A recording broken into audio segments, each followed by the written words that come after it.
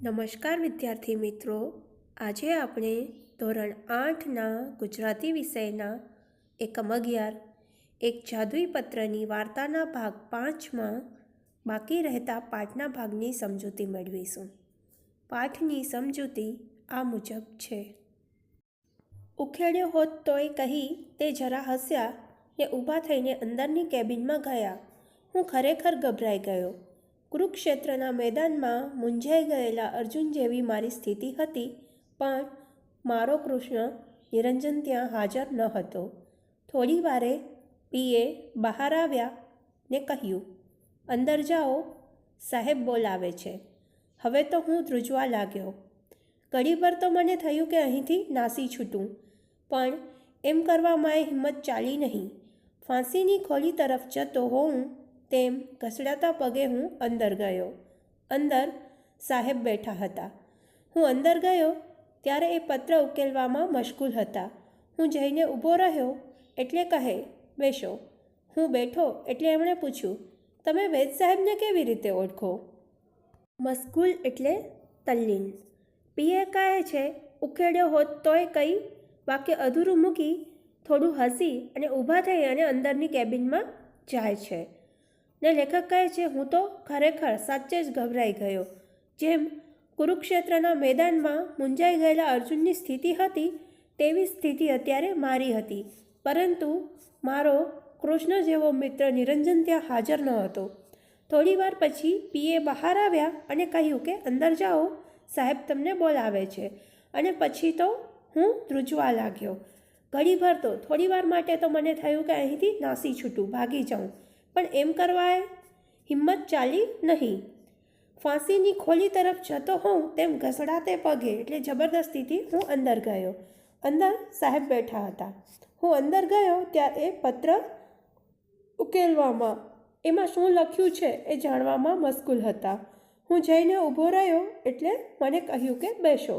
હું બેઠો એટલે સાહેબે લેખકને પૂછ્યું કે તમે વેદ સાહેબને કેવી રીતે ઓળખો છો?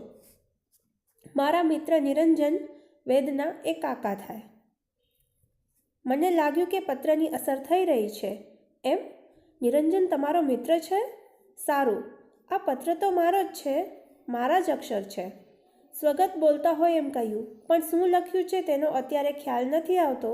તમે કહો છો કે આ પત્ર મારા પર લખાયેલો છે, પણ એનો મેળ બેસતો નથી.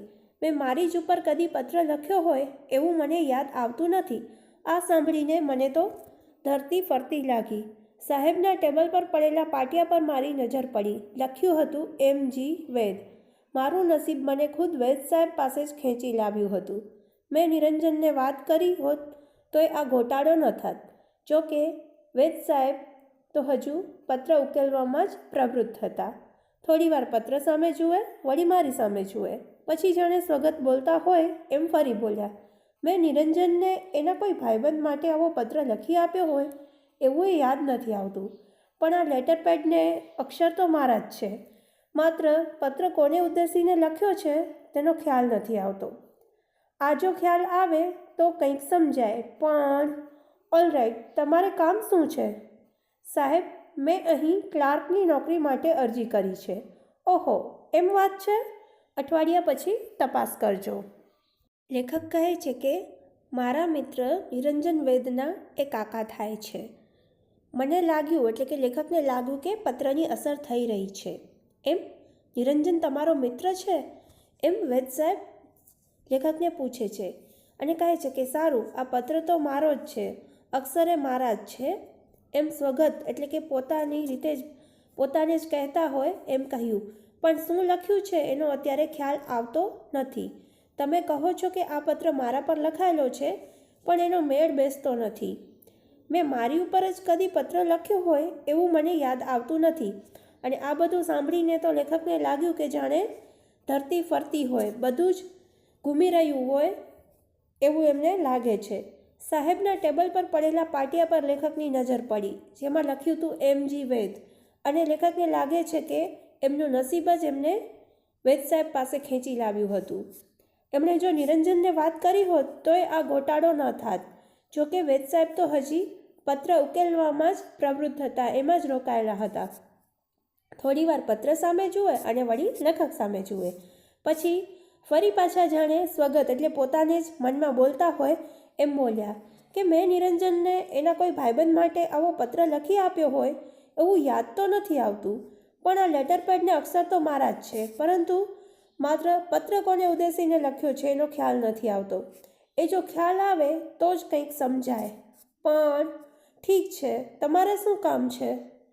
સાહેબ, હું અહીં ક્લાર્કની નોકરી માટે આવ્યો છું. મેં એના માટે અરજી કરી છે એમ લેખક કહે છે. એટલે વેદ સાહેબ એને વળતો જવાબ આપે છે, ઓ એમ વાત છે, ઠીક છે, તો તમે અઠવાડિયા પછી તપાસ કરજો. અને આજે હું વેદ સાહેબની ઓફિસમાં ક્લાર્ક છું. અલબત્ત પેલો જાદુઈ પત્ર વેદ સાહેબ પાસે જ રહી ગયો એનો અફસોસ મને ને નિરંજનને દિવસો સુધી રહ્યા કરતો હતો.